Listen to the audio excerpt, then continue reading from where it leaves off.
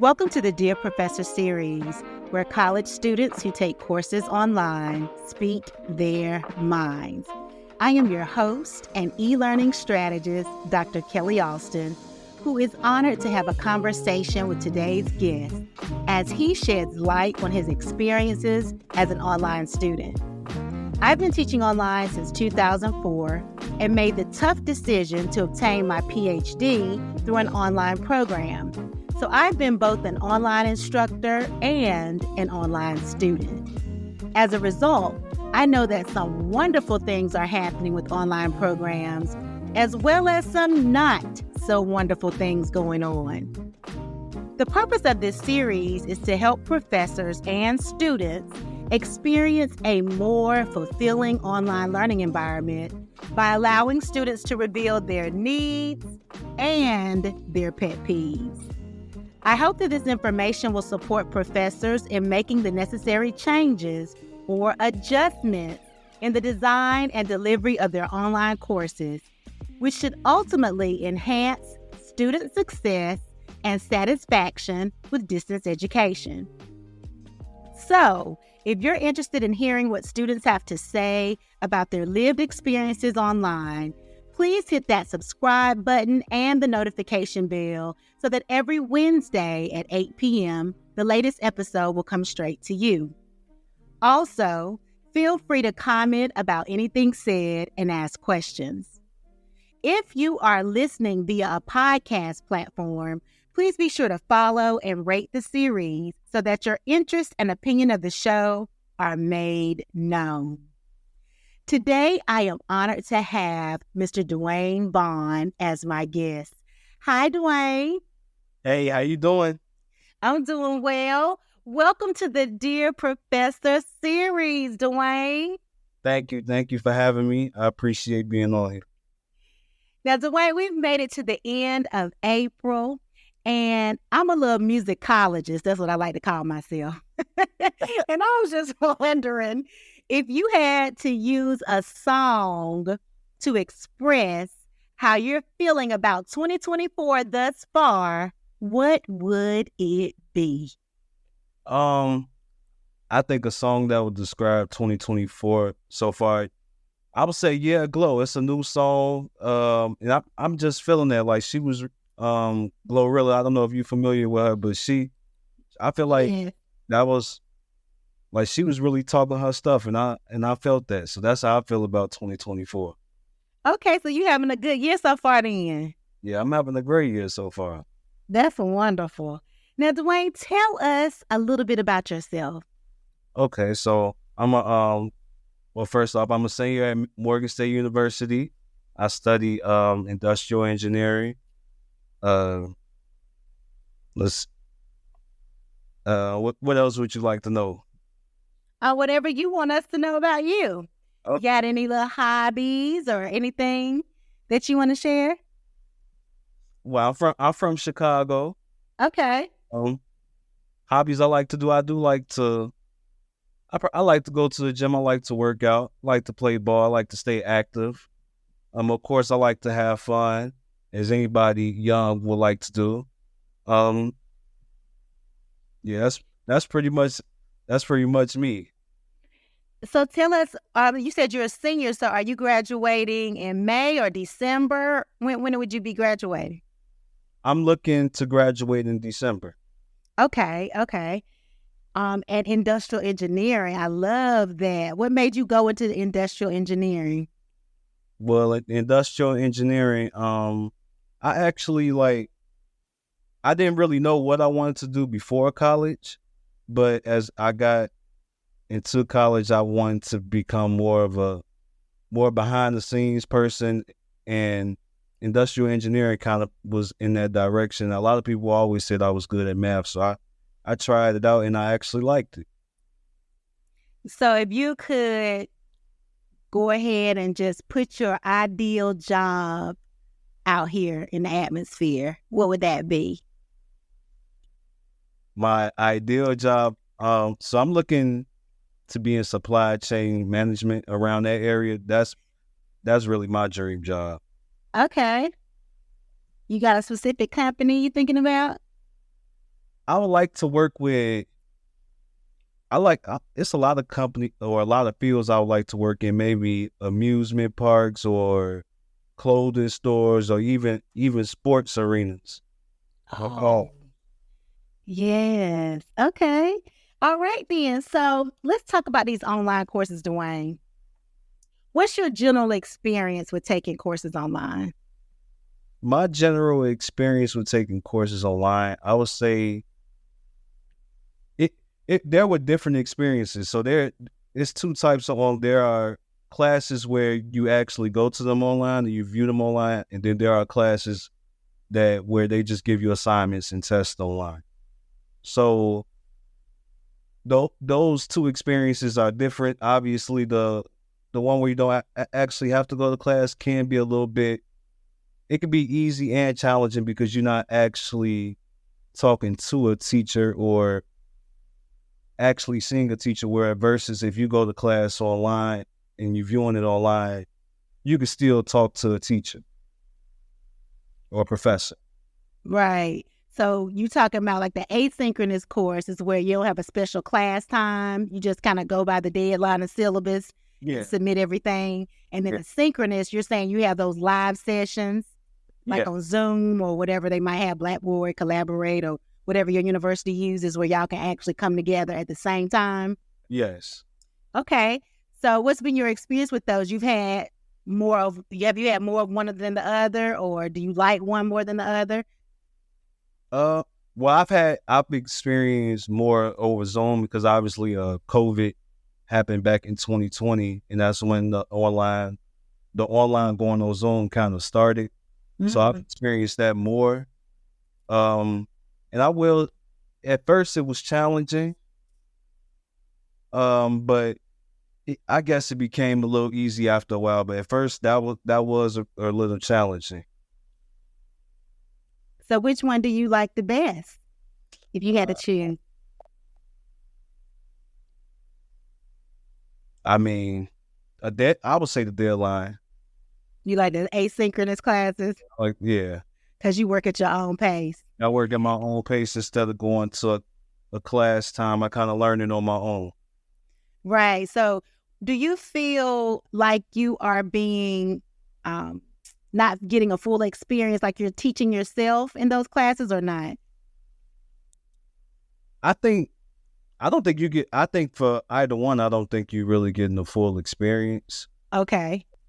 That's fair. Because we've been going to school face to face our whole life, and going online is tough for anybody. So even if you on Zoom, you can follow along, but it's a little tougher to follow along because of your surroundings. Okay. It's more distractions around you. It depends. People's living situations, so it's a little different. Exactly. I think about when people have their cameras on, and that's why I used to tell my students, just keep your camera off. A lot of people like for students to have their cameras on, but I didn't. Because like you said, instead of listening, you're looking at what Susie May got going on in her house. And, you scrolling through looking at everybody else instead of really focusing. That's what I found distracting. Exactly. Even when we have faculty meetings. Is that what you're talking about? Yeah.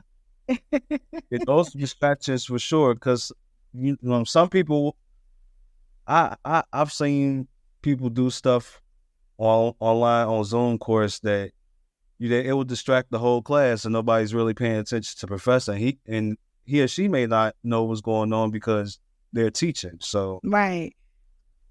Yeah, I had to observe one of my colleagues' online courses one time, and a girl was in Walmart during class, just walking around. Another girl was laying on the couch eating some cheese doodles. I was like, okay. So yeah, I can understand the distraction from being online. Now, if you were to rate your online experience of all the courses you've taken on a scale of 1 to 10, with 10 being outstanding and 1 being horrific, what rating would you give and why? Online class, I would give it. I may give it a 6 out of 10. Okay. 6 out of 10. All right. So that's like a D, right? Like Basically. 60%. Yeah. Oh, that's not good for online education. We have to do better. Well, let's talk about your needs then, Duane, as an online student. Now, a need is defined as something you require because it's essential or very important. When you click on those online courses and you get ready for the class, it's time to get started for the semester. What is it that you need from your professor or from that course, Duane, to be successful? Communication. Because communication because since we're not face to face, we're gonna have to communicate even more because I don't see you. So if I may need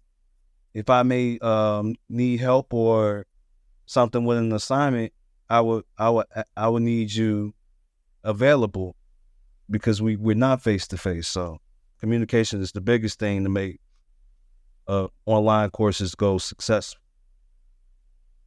Now, when you say communication and being available, how have your professors made themselves available to you? It depends on the professor because even though it shouldn't be that way, but there are some professors that they may not even respond to your email, or may not.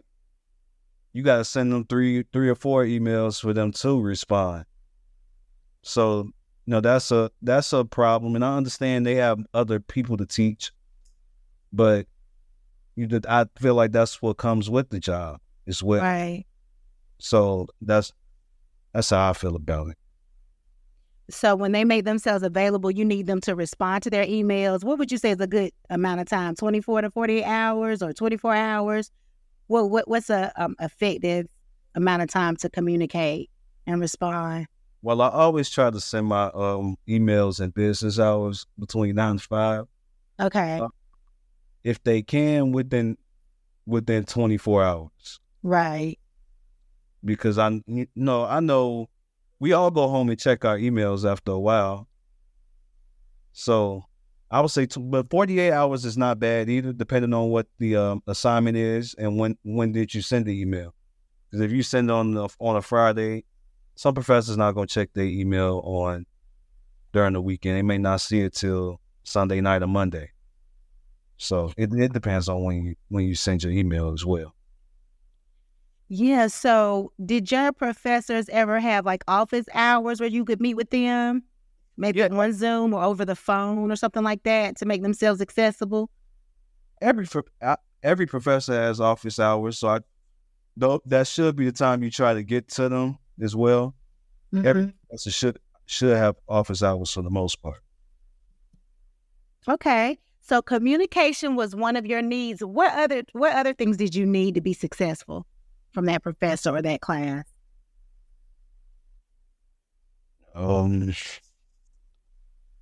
I guess a way to kind of make the class interesting. I know it's online, so it's kind of hard to engage people, like I said, with all the distractions, not just on the screen, but around people in general.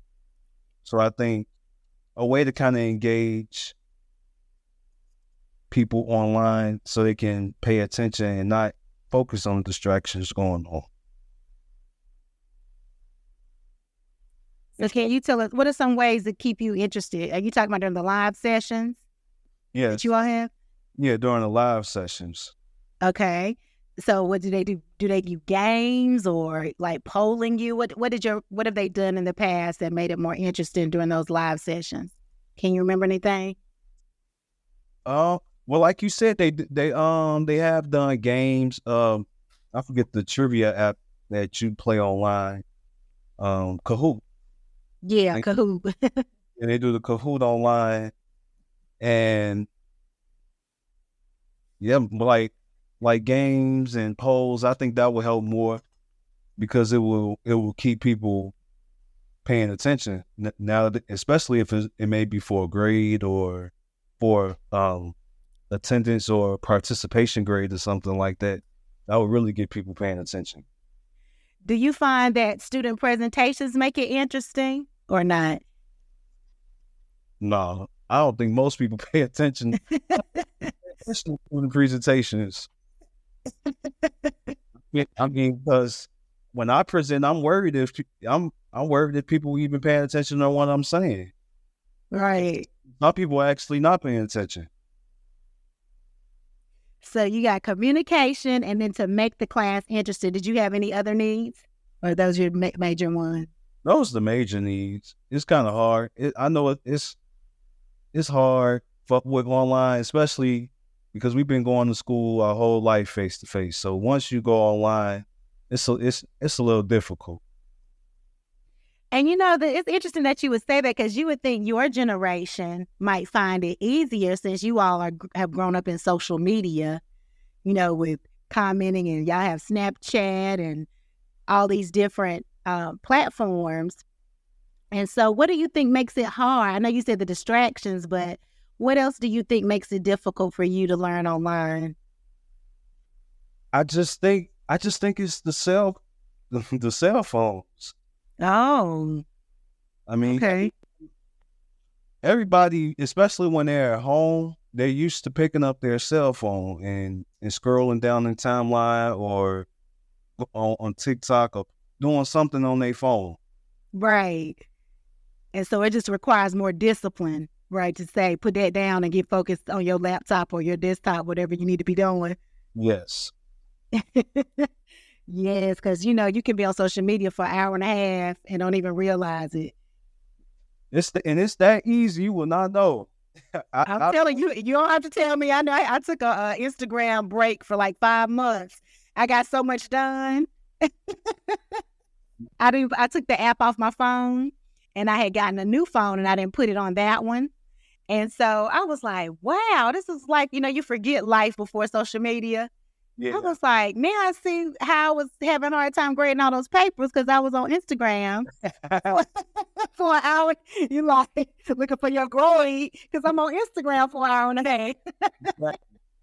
So it works both ways, trust me. Now, Duane, let's talk about your pet peeves. Those things that might annoy you more than they annoy other people about online courses. What would you say are your pet peeves with online instruction and online learning? So it was something you said earlier about professors making you keep your camera on. I really don't like that. Okay. Because sometimes when I'm at home, I don't look my best. Right. I got a do-rag on. I might have my shirt off or something. I might be, like you said, you see somebody eating cheese curls on camera, I might be eating.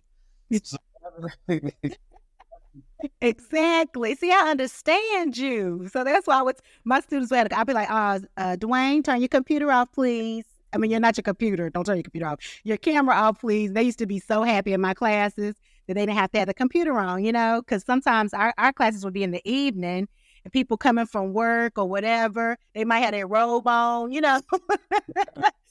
They might be looking just, any kind of way. And so I made sure that the class was engaging enough that I still knew if they were paying attention, but they didn't have to have their computer, I keep saying that, their camera on. So that's one of your pet peeves. Did you have another pet peeve or any more? Oh, I think that's my only pet peeve, really. Having the camera. Yeah, a lot of professors, more than will want you to have your camera on. Okay, Duane, well, let's just talk about something for a minute then. I want to think about the difference between education versus training. Okay, and so since you're an industrial engineer, when you think about the word educate, what comes to your mind? Educating, I think of feeding your brain. Okay. What about when I say training? What do you think about? Training, I say you training your body. Okay, so you're doing something with your body? Yeah, it's more physical. Okay. All right, so let's take those two definitions that you gave us, and let's think about your online courses.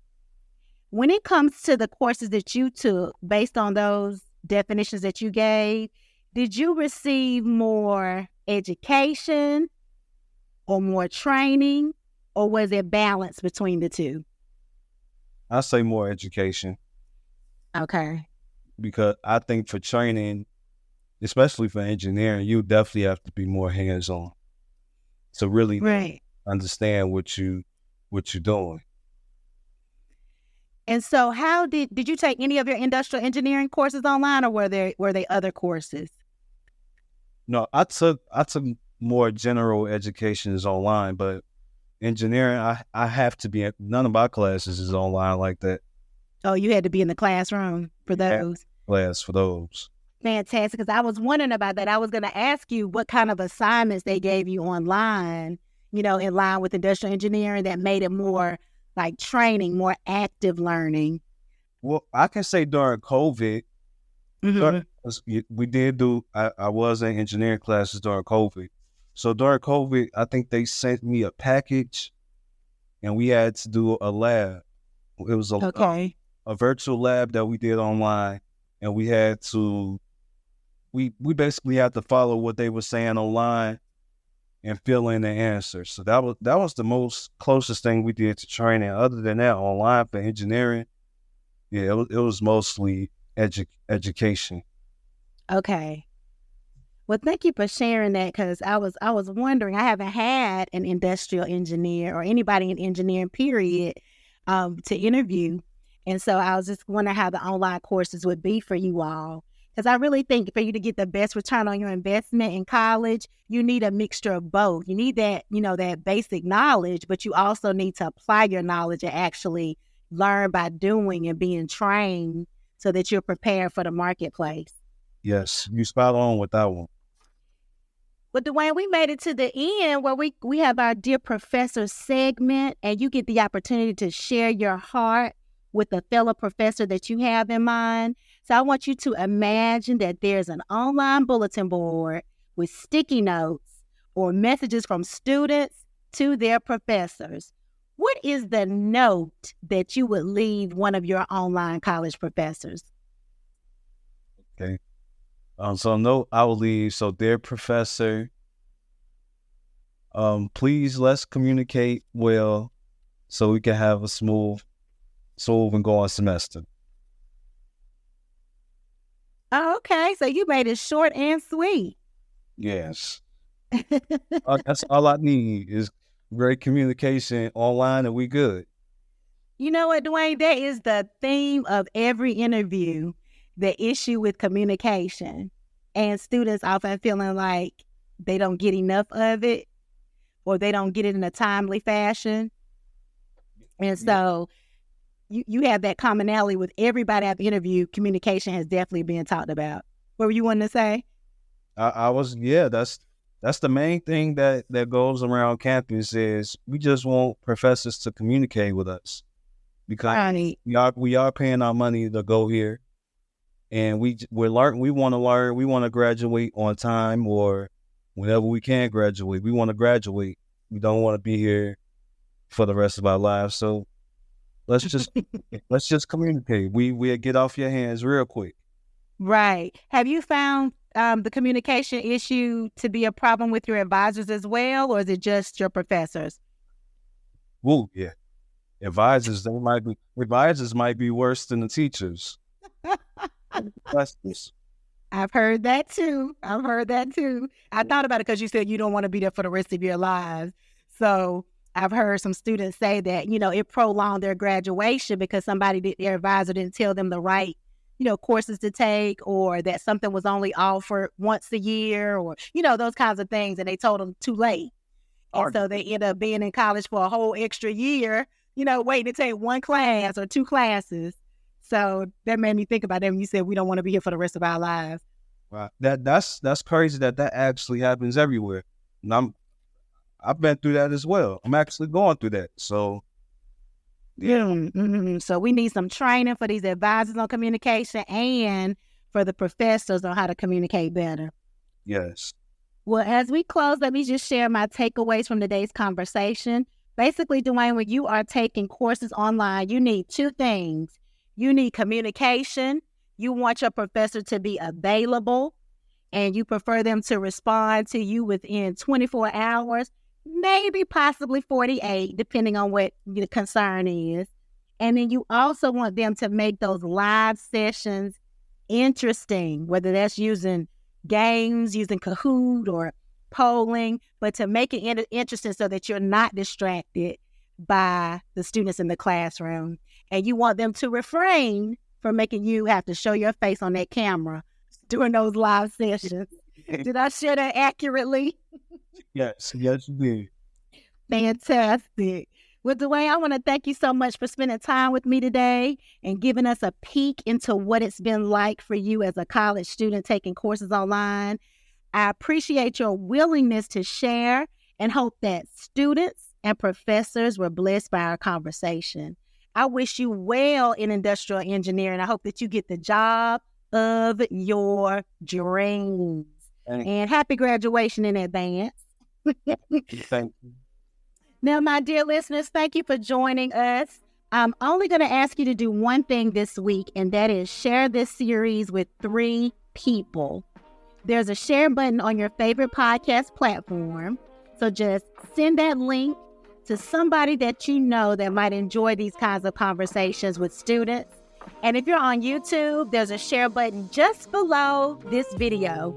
As always, I look forward to spending time with you next week on the Dear Professor series, where college students who take courses online speak their minds. Bye-bye.